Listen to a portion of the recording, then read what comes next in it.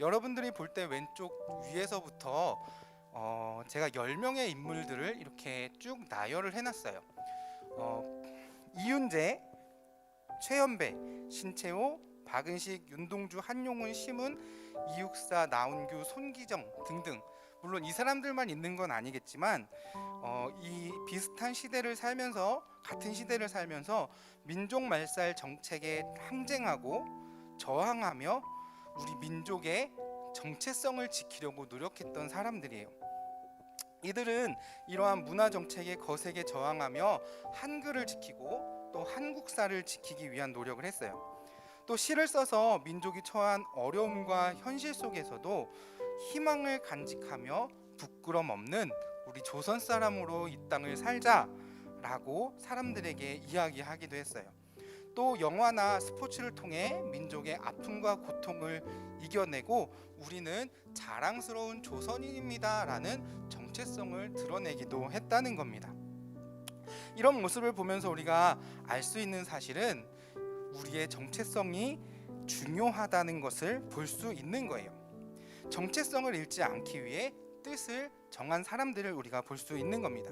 정체성이라는 단어는 사전적 의미가 많이 있는데 특별히 상담학에서 이렇게 정의를 해요. 자신이 누구이며 어디로 나아가고 있고 자신에게 맞는 집단이나 사회는 어디인가 또는 어떻게 적응할 것인가에 대한 확고한 인식을 정체성이라고 말합니다.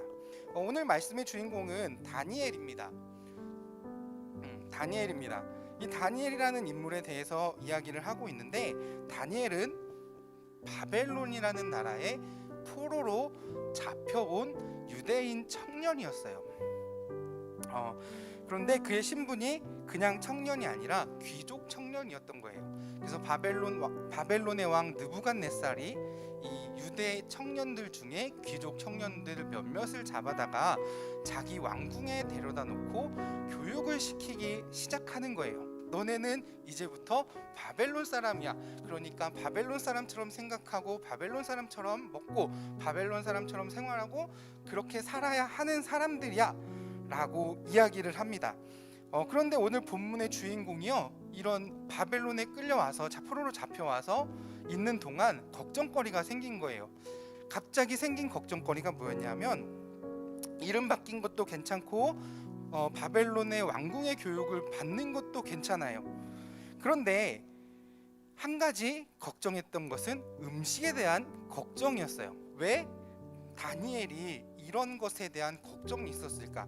우리 본문 말씀 8절을 다시 한번 같이 읽을 거예요. 다시 읽습니다. 시작. 다니엘은 뜻을 정하여 왕의 음식과 그가 마시는 포도주로 자기를 더럽히지 아니하리라 하고 자기를 더럽히지 아니하도록 환관장에게 구하니. 말씀을 보니까 다니엘이 왕의 음식을 먹지 않은 이유를 이렇게 이야기를 해요. 자기를 더럽히지 아니하도록 하기 위해서다라고 이야기를 해요.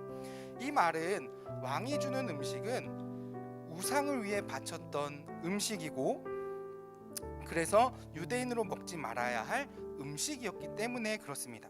다니엘이 이런 결정을 하면서 가졌던 생각은 다른 무엇보다도 하나는 내가 절대 양보할 수 없다라는 생각이 있었어요. 하나님을 잊지 말자라는 거였어요. 그렇다면 오늘 살아가는 우리가 다니엘의 모습을 보며 무엇을 생각할 수 있을까? 그리고 다니엘의 모습을 보며 우리는 어떤 것을 가지고 가야 할까? 이 생각을 해볼 수 있을 거예요. 목사님이 말씀을 준비하면서 크리스토퍼 라이트라는 분이 쓴 다니엘서 강해라는 책을 찾아보게 됐어요. 근데 이 책에는 어떤 이야기가 키워드로 되어 있냐 하면 같이 읽어요. 키워드 시작. 구별된 사람으로 이 땅을 살아가자라는 거예요. 구별된 사람으로 이 땅을 살아가자는 건데 무슨 이야기냐 하면 여러분들이 공부하는 것도 세상의 방법으로 공부를 해요. 그죠? 학교에서 하나님이 세상을 만드셨어요 라고 배우진 않아요. 그러나 지각 변동에 의해서 땅이 솟고 땅이 꺼지고 만들어졌어요. 자, 하나님이 학교에서는 하나님이 사람을 만드셨어요 라고 가르치지 않아요. 그죠? 어떻게 해서 사람이 됐다 그래요? 네, 진화해서 사람이 됐다고 이야기를 합니다. 우리가 배우는 건 다른 친구들하고 같은 걸 배우게 됩니다. 그런데 그 가운데서 우리가 생각할 수 있는 건 뭐냐 하면 구별된 사람으로 이 땅을 살아가야 된다고 하는 거예요. 뭐냐 하면 같은 방법으로 학교 교육을 배우고 같은 방법으로 이 땅을 살아가요.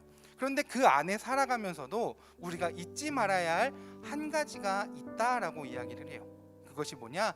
다니엘처럼 하나님의 자녀, 유대인, 하나님의 백성이라는 정체성을 잃지 말라고 이야기를 하는 겁니다. 이 말은 무엇이냐 하면 우리는 세상 속에 살아가지만 세상에 속해서는 안 된다라는 거예요.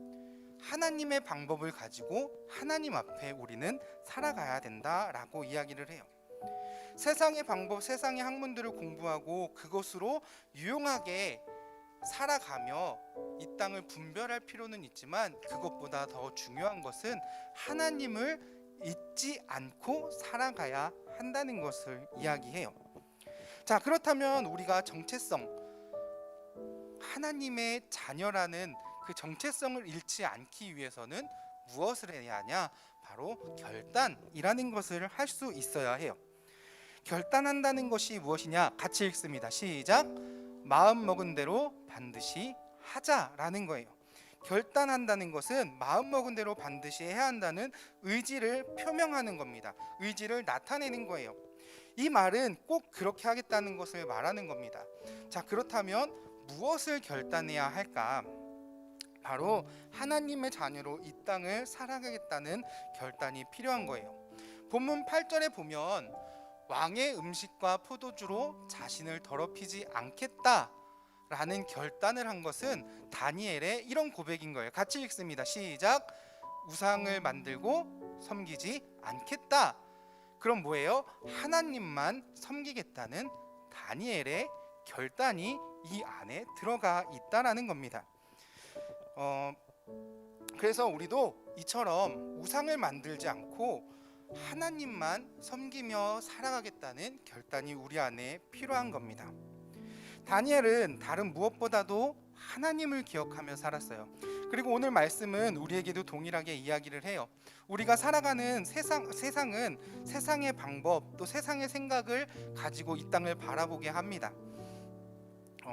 그러나 우리가 이런 삶을 살아가면서 다니엘의 모습을 보며 기억해야 할 것은 하나님을 잊지 말자라는 겁니다. 하나님을 잃지 말자는 거예요. 신앙은 절대 포기하지 말라고 이야기를 합니다. 하나님의 자녀로서의 정체성은 잊지 말라고 해요. 세상에 속해 있지만 하나님보다 세상을 먼저 생각하지 말고 하나님을 바라보며 살아가라고 말합니다. 그러므로 사랑하는 우리 드림교회 중등부 친구들과 선생님들, 다른 무엇보다도 하나님 앞에서 살아갈 수 있는 결단을 하기를 바랍니다.